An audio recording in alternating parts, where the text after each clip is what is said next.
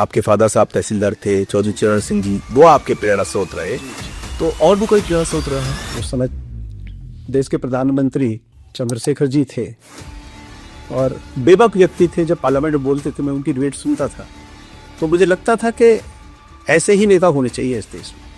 तो उनसे भी मुझे प्रेरणा मिली। उस समय आपने पद पे रहते हुए वकीलों के हित के लिए कई महत्वपूर्ण कार्य भी किए और कई योजनाएं भी बनाई। हापुड़ में बड़ा केस हुआ था, उसके बाद लाठीचार्ज, और वो मामला बताइए क्या था? मैं हापुड़ में ही गया था। तो हापुड़ में एक वकील साहब थे, उनसे विवाद हुआ। हमें मतलब जो है लगा कि हमें वहाँ जाना चाहिए, और हम लोग सब पहुँचे और जाकर के हमने उस आंदोलन में अपनी सहभागिता जो भी हो सकती थी आगरा की तरफ से की। कोई बहुत बड़ा आंदोलन हुआ था विधि छात्रों को लेकर आगरा कॉलेज में, वो क्या था? विधि छात्रों को जानबूझ करके फेल कर दिया गया था। अधिवक्ताओं से मेरा अपना बहुत अच्छे संबंध भी है, यहीं भी गैर जनपदों में भी, फौजाबाद है, पथरा है, सब है। जहाँ जहाँ आंदोलन होते हैं मैं तुरंत उस आंदोलन में कूद जाता हूँ। मैं तो यहाँ कचहरी में भी, जो मेरे सामने गुटखा खाते हुए कोई भी मेरा अधिवक्ता साथी मिल जाता है तो मैं इसे हाथ जोड़ करके कहता हूँ कि भाई इसे छोड़ दे। जाति धर्म सबसे अलग हट करके अगर किसी का सम्मान है तो अधिवक्ता का है, और वो केवल काले कोट की वजह से है। इस वजह से काला कोट हमारी बिरादरी है।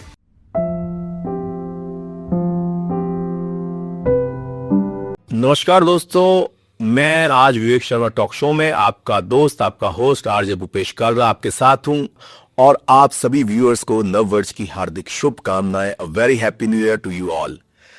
तो दोस्तों, कुछ ना कुछ खास शख्सियतों से मिलवाना ही और उनसे रूबरू कराना ही हमारी पहचान है। तो आज हमारे साथ हैं दुर्गविजय सिंह भैया। आगरा के वकीलों के बीच एक जाना माना नाम है, और इनकी पहचान सिर्फ एक अधिवक्ता के रूप में नहीं है बल्कि एक सक्रिय नेता के रूप में भी है। तो बहुत बहुत स्वागत करते हैं दुर्गविजय सिंह भैया जी का। नमस्कार, बहुत बहुत स्वागत है आपका साहब। आज आप हमारे स्टूडियो में आए हैं और बहुत अच्छा लग रहा है। दुर्गविजय सिंह जी, एक बात करते हैं, एक ये आपका नाम है जो जाना माना नाम है वकालत में, एक सक्रिय नेता के रूप में भी है। तो हम शुरुआत करते हैं शुरू से जी, क्योंकि किसी चीज की हमको कुछ जानना हो तो उसकी जड़ में जाना चाहिए। जी। तो शुरुआत शुरू से ही करते हैं। तो शुरू में बचपन में क्या रहा माहौल? देखिए, प्राथमिक शिक्षा तो हमें गांव देहात से ही मिली। गांव देहात के ही रहने वाले हैं हम लोग। मेरे फादर तहसीलदार से रिटायर हुए थे। उसके बाद आगरा में हम आए और यहाँ हमने स्टडी की, यहीं से ग्रेजुएशन किया और उसके बाद लॉ में एडिशन लिया। तो वकालत एक दिमाग में बैठ गई थी कि हमें वकालत करनी है, और फादर ने भी कहा था कि वकील का कद अच्छा होता है और उसका व्यवहार भी अच्छा होना चाहिए अगर आप वकील बनते हैं तो, और अच्छा काम करिए। तो इस तरफ उन्होंने हमें बढ़ाया। हमने लॉ किया और लॉ करने के बाद वकालत के पेशे में आए। एक लंबे समय तक हमने छात्र राजनीति की, आगरा यूनिवर्सिटी की। राजनीति का जहाँ तक मामला है, हम राजनीतिक रूप से जो सक्रिय हुए वो माननीय चौधरी चरण सिंह जी के आदर्श और उनके जो विचार थे उससे प्रभावित थे, क्योंकि वो गांव देहात की बात करते थे, वो मजदूर की बात करते थे, वो किसान की बात करते थे, और कुटीर उद्योग धंधों पर बहुत वो वजन देते थे, और उसका विचार उनके दिमाग में रहते थे। उनके साथ मैंने पदयात्राएं भी की, और एक जिस तरह से एक कार्यकर्ता करता है काम नेता के लिए, तो मैंने उनके लिए काम किया। तो वहीं से मुझे ये बल मिला।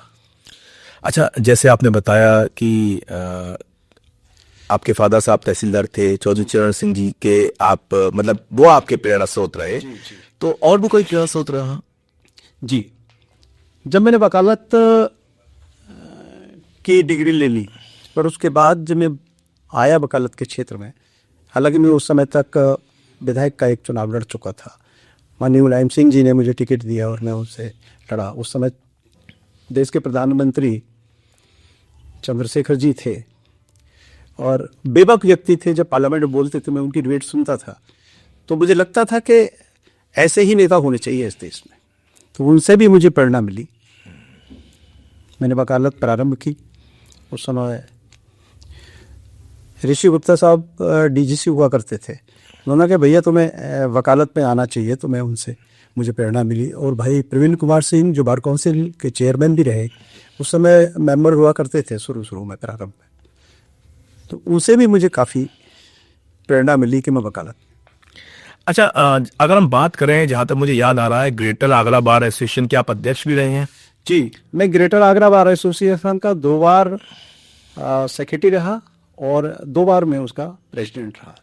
अच्छा, उस समय आपने पद पे रहते हुए वकीलों के हित के लिए कई महत्वपूर्ण कार्य भी किए और कई योजनाएं भी बनाई, कुछ बताएंगे इस बारे में? देखिए, एक वाकया बता रहा हूँ मैं आपको कि आगरा कचहरी में एक इंस्पेक्टर हुआ करते थे, तो उसे विवाद हुआ वकीलों का, और उस समय तत्कालीन डीआईजी जो वर्तमान मंत्री हैं असीम अरोड़ साहब, तो डीआईजी और एसएसपी का पद उनके पास था।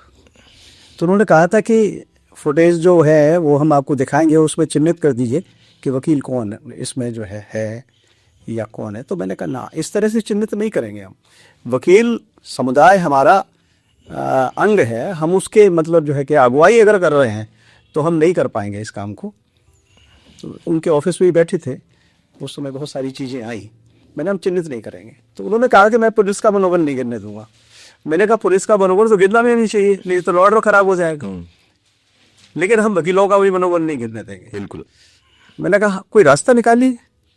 तो वो उन्होंने कहा कि आप, मैंने कहा हम बार में आइए। आप बार में आए, वो उन्होंने देखा कि वकीलों का व्यवहार तो बहुत अच्छा है हमारे प्रति। बार काउंसिल जो ऑफिस है आपका? जी, बार एसोसिएशन, बार एसोसिएशन का आगरा बार एसोसिएशन आए। तो उस समय उन्होंने, उसी समय इंस्पेक्टर को, इंस्पेक्टर थे, उनसे कहा कि इसमें इस मुकदमे को एक्सपेंस करके भेज दीजिए। तो कहीं ना कहीं हम लोग एक आपस में तालमेल बना के रखेंगे जी। और एक ये भी रखेंगे कि हम वकील समुदाय की अगर पैरवी कर रहे हैं, उसकी अगुवाई कर रहे हैं, तो हमें उसके लिए काम करना चाहिए और हम समर्पित रहना चाहिए। उसमें आंदोलन में कभी गद्दारी नहीं करनी चाहिए। जी बिल्कुल। अच्छा, याद आता है, अगर आपने ऐसे बताया तो एक हापुड़ में बड़ा केस हुआ था, उसके बाद लाठीचार्ज, और वो मामला बताइए क्या था? मैं हापुड़ में ही गया था। हापुड़ में एक वकील साहब थे, उनसे विवाद हुआ।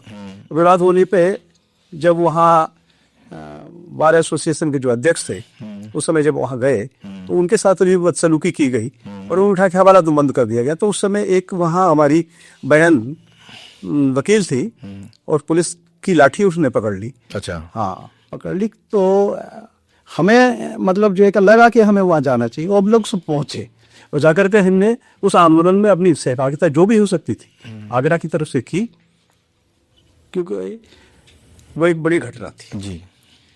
इसी तरह से गाजियाबाद में भी हुआ था। नारसिंह यादव साहब थे, वहाँ के अध्यक्ष थे, वहाँ भी इसी तरह की घटना हुई थी।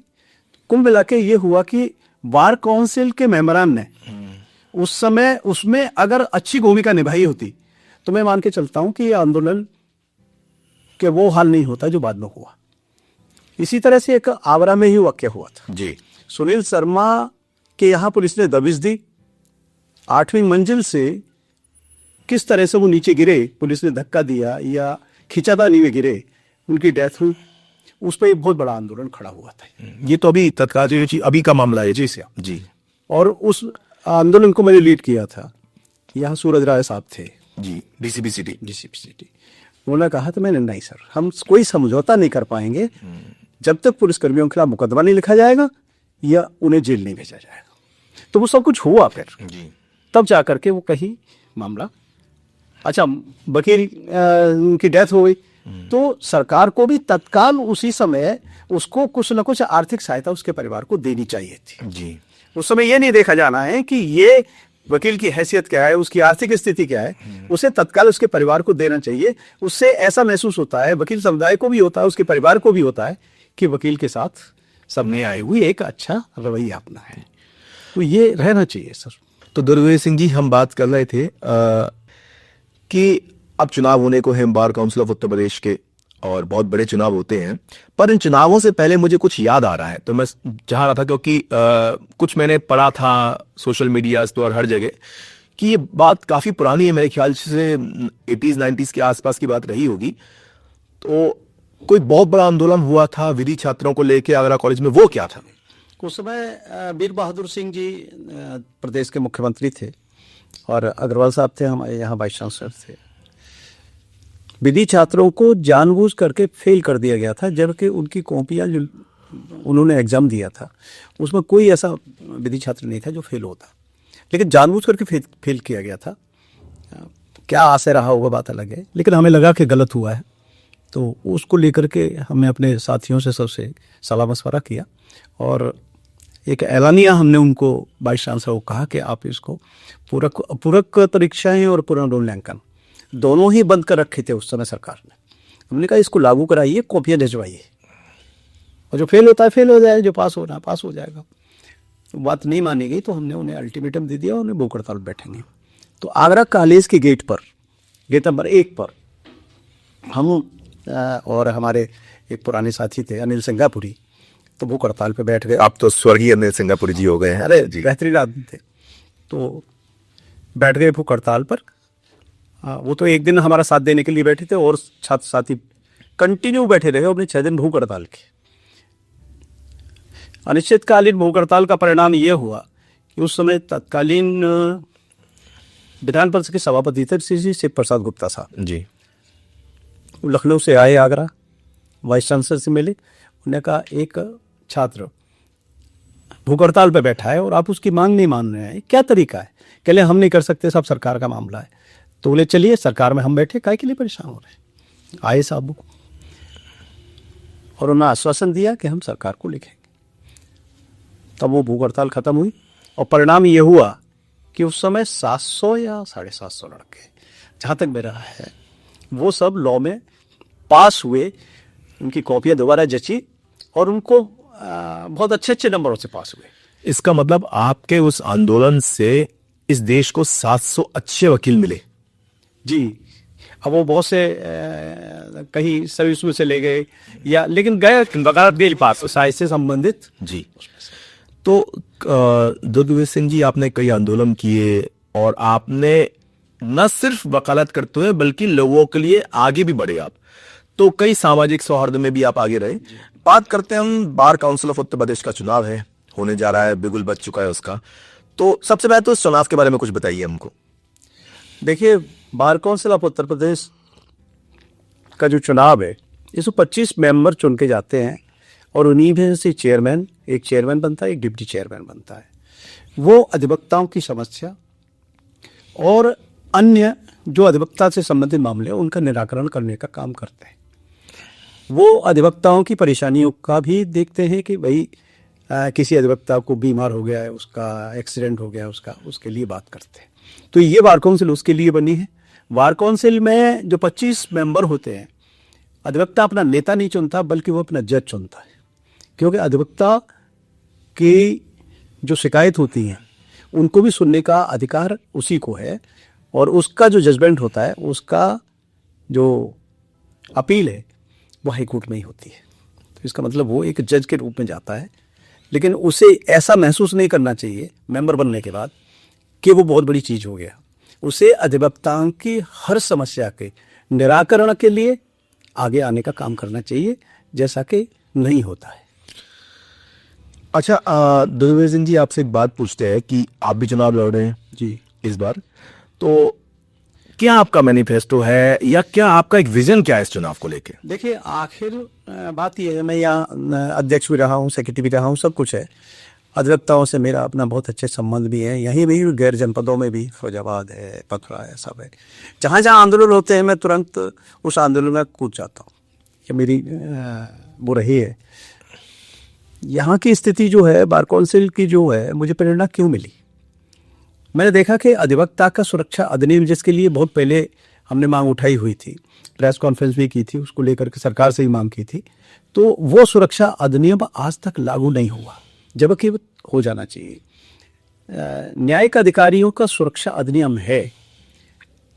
एडवोकेट कोर्ट ऑफिसर होता है, तो उसका भी सुरक्षा अधिनियम उसी तरह से होना चाहिए जिस तरह से न्यायिक अधिकारियों को सुरक्षा। इसको लेकर के एक तो प्रेरणा, दूसरा ये था कि हमने ये एहसास किया कि अधिवक्ता स्वाभिमानी होता है, बहुत अच्छी तरह से अपने मुकदमे की तैयारी करता है, लड़ाई लड़ता है, सब कुछ।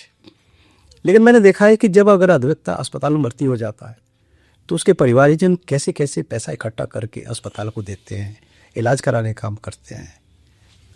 यहाँ आगरा में एक वाकया हुआ, एक दीनानाथ नाम से एक एडवोकेट थे, वो अस्पताल में भर्ती हो गए, उनको प्रॉब्लम हो गई थी, कैंसर हुआ, घर वालों ने बहुत सारा पैसा इकट्ठा करके दिया और उसके बाद भी उनकी डेथ हो गई। मुझे बड़ी अजीब स्थिति मेरे सामने उस समय थी। मुझे पता चला, मैं पहुंचा, मैंने देखा कि उनकी डेड बॉडी को गोदाम में रख दिया था अस्पताल में, तो सिर्फ इस वजह से कि उनके के ऊपर इलाज के कुछ पैसे बाकी रह गए, बिल क्लियर नहीं हो, और घर वाले ला नहीं पा रहे थे बेचारे। वो स्थिति उस समय उनकी नहीं थी। बहरहाल उसमें स्थिति यहाँ तक आ गई कि मुझे एफआईआर कराने के लिए भी मजबूर हो रहा था। उस समय आलोक कुमार सिंह यहाँ इंस्पेक्टर थे। मैंने उनसे कहा, साहब कि इसमें एक एफआईआर लिखिए। मैं अपनी तरफ से लिखा रहा हूँ कि अधिवक्ता की जिसकी डेथ हो गई है उसकी बॉडी को बंधक बना लिया गया। बहरहाल वो विवाद इतना बढ़ गया कि उन्हें मजबूरी में बॉडी देनी पड़ी। और वो तो मुझे उस समय ये एक अजीब सी फीलिंग हुई कि अधिवक्ता बड़ा असहाय होता है। तो मैंने कहा कि नहीं, अधिवक्ता का मेडिकल का कैशलेस बीमा bar council of Uttar Pradesh को करना चाहिए, क्योंकि सीओपी के नाम पर 250 रुपया पर अधिवक्ता बार काउंसिल ने लिया था, करोड़ों रुपया इकट्ठा हुआ। तो मैंने कहा आप इससे कैशलेस बीमा ही कर दीजिए सारे सीओपी धारक अधिवक्ताओं का, तो उससे कम से कम अधिवक्ता सुरक्षित हो जाए। मतलब सर्टिफिकेट ऑफ प्रैक्टिस। जी, सर्टिफिकेट ऑफ प्रैक्टिस के नाम पर रिन्यूअल जो हुआ उस पर 250 रुपये पर अधिवक्ता लिया। तो इससे भी एक प्रेरणा मिली कि अधिवक्ता का कैशलेस मेडिकल बीमा होना चाहिए। और अगर मैं पहुंचा तो सबसे पहले ये 2-3 ऐसी डिमांडें हैं जिनको मैं खड़ी करूंगा और उसे कराने का काम करूंगा। ये तो बहुत बड़ी बात है दर्शकों की, जो आपने दुर्लभ सिंह जी ये बात उठाई है कि कैशलेस जो आप बीमा करवाएंगे अधिवक्ताओं को, क्योंकि ज्यादातर हम लोग जानते हैं कि वो चाहे अधिवक्ता हो, पत्रकार हो, तो ये लोग बड़ा अपना जीवन जो जीते हैं, क्योंकि नौकरी होती है जिस तरह की और जैसे होता है, तो उनको समय नहीं मिल पाता, शायद धनोभाव भी रहता होगा।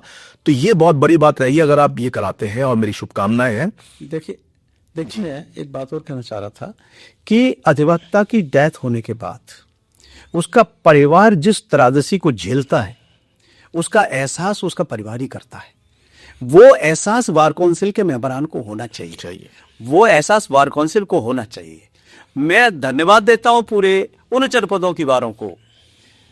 बार किरावली है, कोरोना कांड हुआ उस समय, कोरोना काल में उन्होंने अपने प्रत्येक अधिवक्ता को 6-6 हजार 10-10 हजार रुपया दिया, किस तरह से परिवार सरवाइव करे। इसी तरह से उन बार एसोसिएशंस ने अपने अपने जनपदों में जहां जहां ये नियम बना रखा है कि अधिवक्ता की डेथ के बाद वो अधिवक्ता के परिवार को 5 लाख रुपया देते हैं अपनी तरफ से।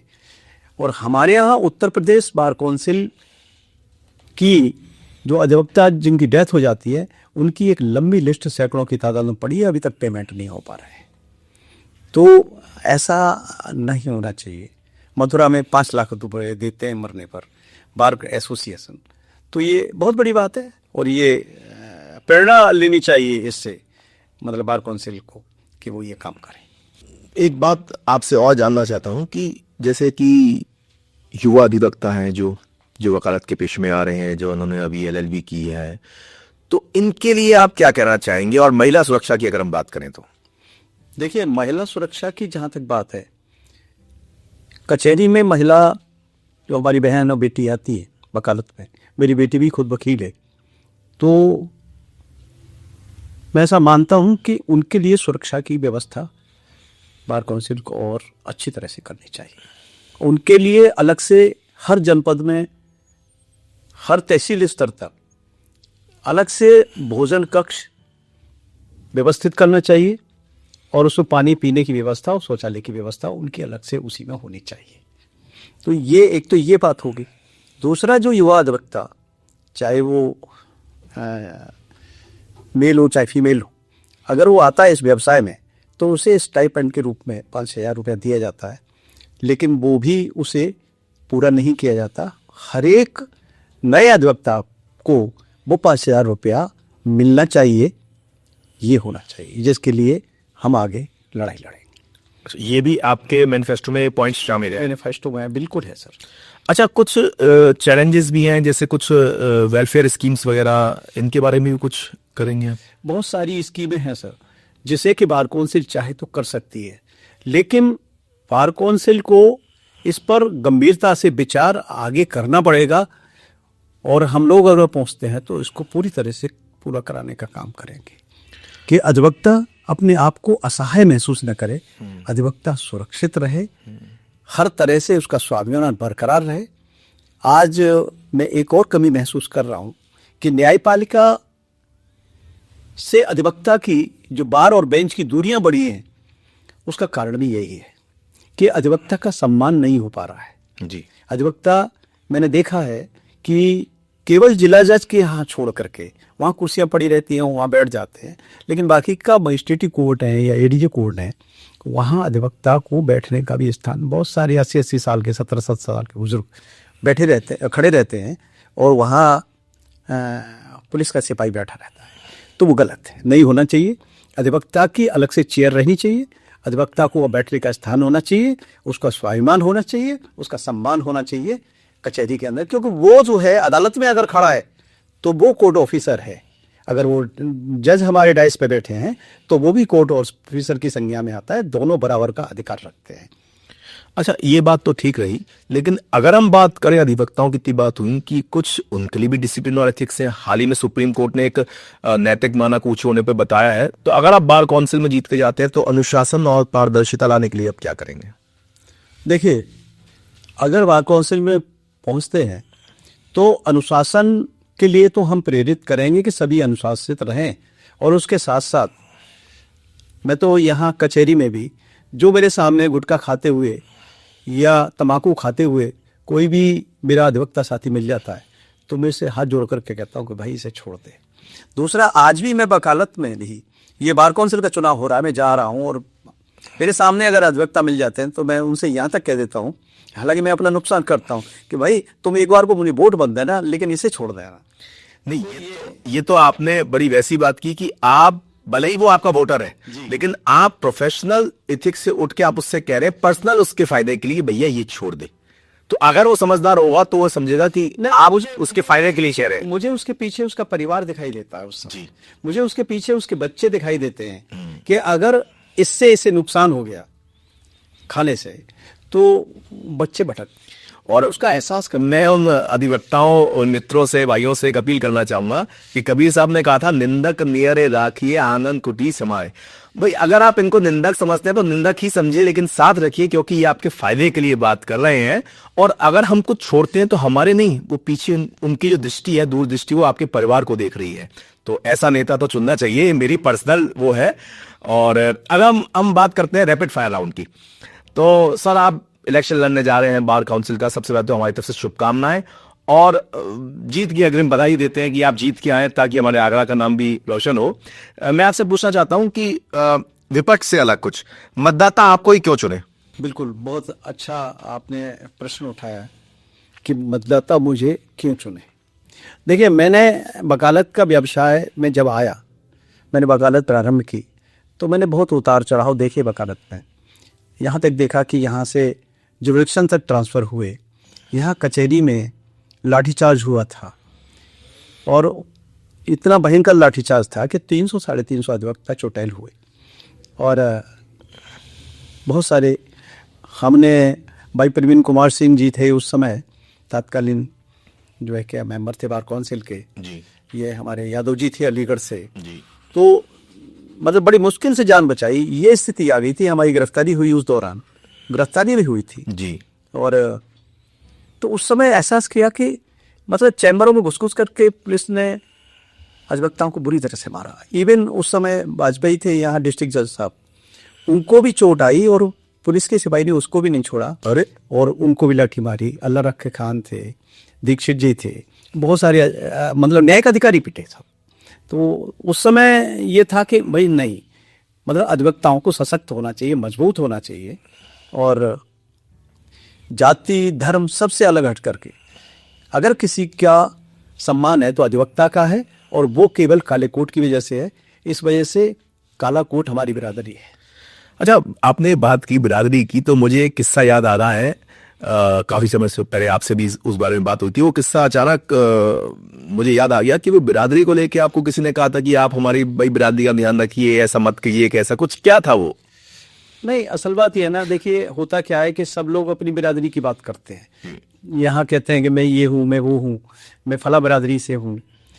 अगर मैं आज ये कहूँ कि मैं जाट हूँ तो ऐसा लगता है कि मतलब जो है क्या, फिर मैंने काला कोट छोड़ करके उसी में पहुंच गया।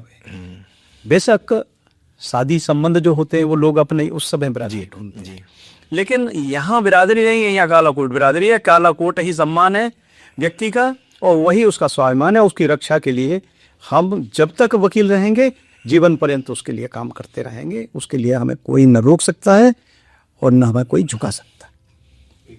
तो ये बड़ी अच्छी बात बताई दुर्गेश सिंह भैया जी आपने। और मैं आपको बताऊं, पत्रकार के लिए एक कलम होती है, वकील के लिए कोट होता है, पुलिस के लिए वर्दी होती है और डॉक्टर के लिए सफेद कोट होता है। और ये एक हम कहीं ना कहीं एक ओथ लेते हैं, कसम लेते हैं, अपने आप से कहते हैं कि जब तक पत्रकार हूं तो मेरे हाथ में कलम है, तो सिर्फ ये कलम देखेंगे, कोई बिरादरी नहीं। कोट है तो ये सिर्फ न्याय दिलवाएगा सामने वाले को, और ये होना भी चाहिए। बेशक कई बार कुछ लोग, या हमारे वेस्टर्न यूपी की बात करें, कहीं बात करें, तो कुछ लोग कहते हैं हम इस तरफ के साथ जाएंगे, हम इस तरफ से जाएंगे, हम अपने लोगों को सपोर्ट करेंगे। मेरे हिसाब से, मेरा पर्सनल हिसाब है, या मैं सोच रहा हूं ऐसे कि हमको जात बिरादरी से ऊपर उठ के व्यक्तित्व के ऊपर वोट देना चाहिए कि कौन इंसान हमारे लिए खड़ा होगा। मेरी ये पर्सनल सोच है, हालांकि हर जगह होती है और कहा भी गया है कि जात ना पूछो साधु की, पूछ लीजिए ज्ञान। तो हमें इन चीजों में नहीं पड़ना चाहिए। आपकी क्या राय है? क्योंकि कहीं ना कहीं मुझे लगता है जब आप चुनाव लड़ रहे हैं तो ये चीजें आपके सामने 2 या 4 हो रही होंगी। नहीं, बेशक बहुत सारी चीज़ें आती हैं और कुछ प्रत्याशी तो ऐसे हैं कि जो अपने जातिगत आधार पर ही वोट मांगने का काम कर रहे हैं, लेकिन मैं उनमें से नहीं हूँ। मेरी कचहरी दी आगरा में वकालत का एक लंबा समय हो गया। आसपास भी अगर मेरे बारे में पता करेंगे तो मेरा व्यवहार ही मेरी जाति है। मेरा सामने वाला जो वकील, जो मैं उसके साथ बात कर रहा हूँ, वो मेरा भाई है, वो ही मेरा भाईचारा है।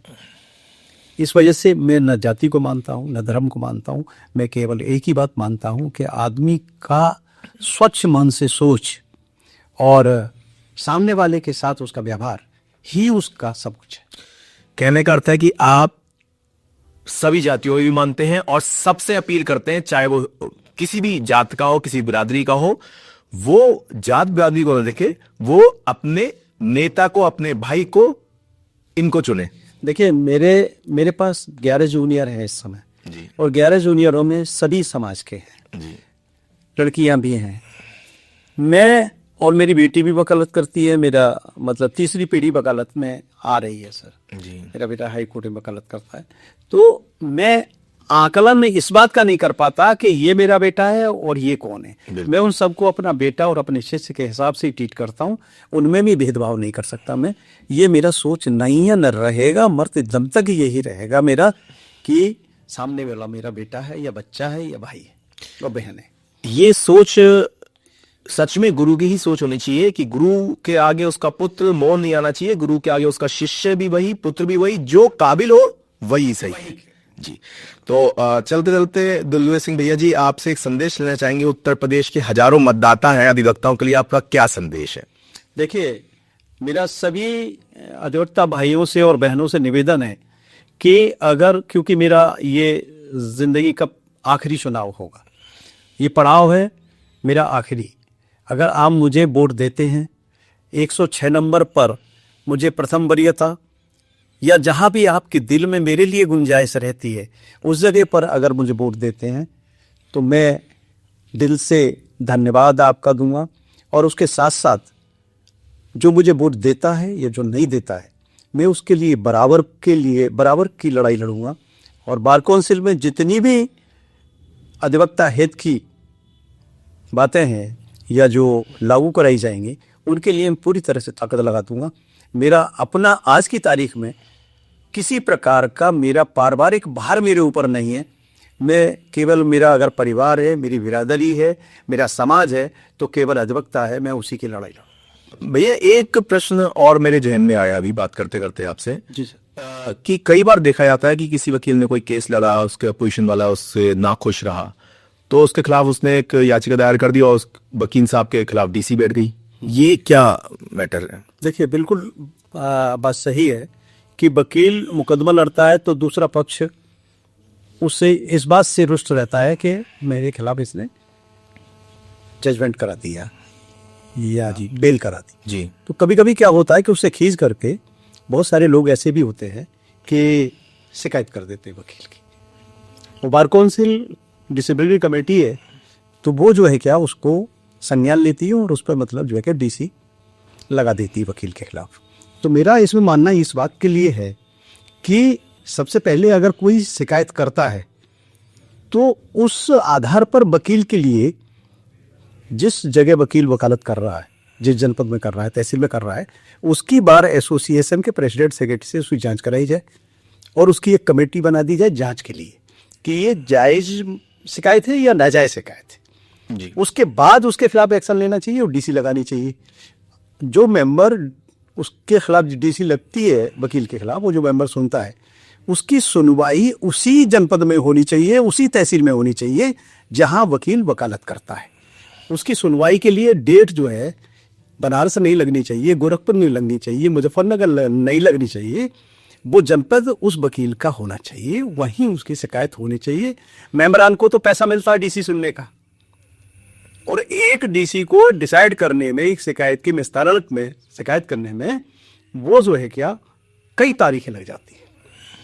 तो मेंबर को पैसा मिलता है, वकील को अपनी जेब से खर्च करके जाना पड़ता है और इधर उसका व्यवसाय छूटता है। तीसरी बात यह है कि जब डीसी सुनी जाती है तो जहां डीसी सुनने वाला हमारा माननीय सदस्य बैठे होते हैं, उसके बगल में शिकायतकर्ता बैठा होता है और वकील एक अपराधी की तरह से उसके सामने खड़ा होता है। तो वहाँ वकील जिस तरह से अपने आप को ये बेइज्जती जो महसूस करता है उसका एहसास हम करते हैं। तो कायदे में हमारा मानना ये है और हम इसको ख़त्म कराएंगे कि डीसी वही लगेगी जहाँ की वकील वकालत करता है, और उस समय उसे नोटिस दिया जाएगा डीसी का जब उस शिकायत का विधिवत जहां वो वकील वकालत कर रहा है उसकी बार एसोसिएशन से वेरिफिकेशन नहीं करा लिया जाता या कमेटी के माध्यम से नहीं करा लिया। बहुत बहुत धन्यवाद। और मैं खुद सभी से अपील करूंगा, सभी अधिवक्ताओं से, कि आप वोट देते समय 106 नंबर को जरूर याद रखें। न सिर्फ इसलिए कि वो इस जात से, इस बिरादरी से या हमारे मिलने वाले नहीं है, सिर्फ इस वजह से कि एक अच्छा नेता ही एक अच्छा नेतृत्व कर सकता है। धन्यवाद, आप हमारे स्टूडियो में आए, बहुत बहुत धन्यवाद। आपको अग्रिम शुभकामनाएं।